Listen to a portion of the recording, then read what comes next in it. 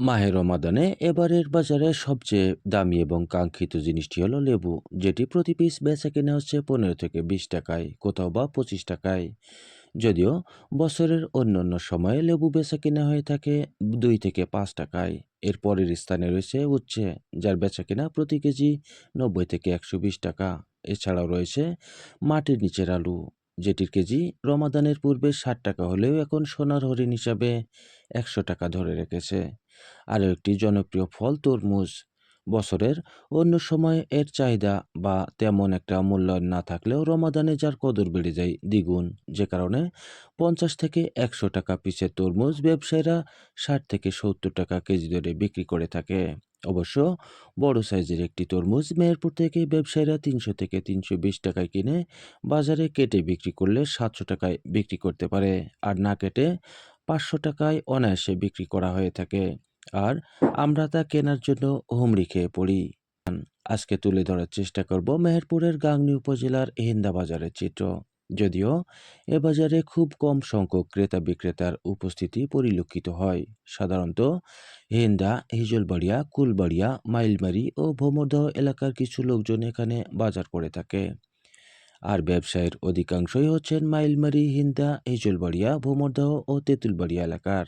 তো চলুন একটু বাজার ঘুরে আসি আর জানি কোন সবজি কেমন মূল্যে বেচা কেনা হচ্ছে। দেখছেন, বাজারে কিন্তু বেশ টাটকা শাকসবজি রয়েছে।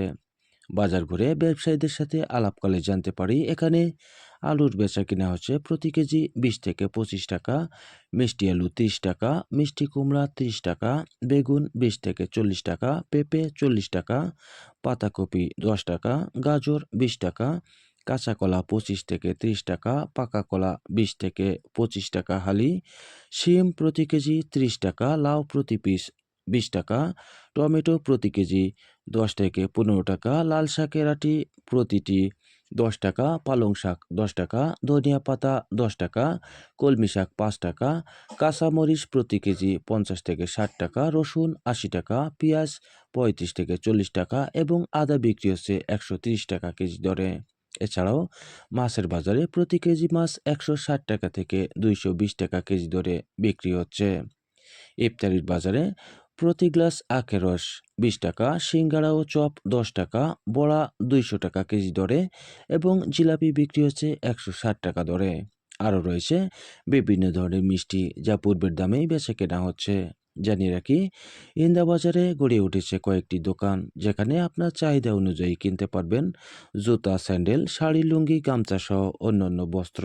এছাড়াও রয়েছে ফার্মেসি সহ চা পানের দোকান।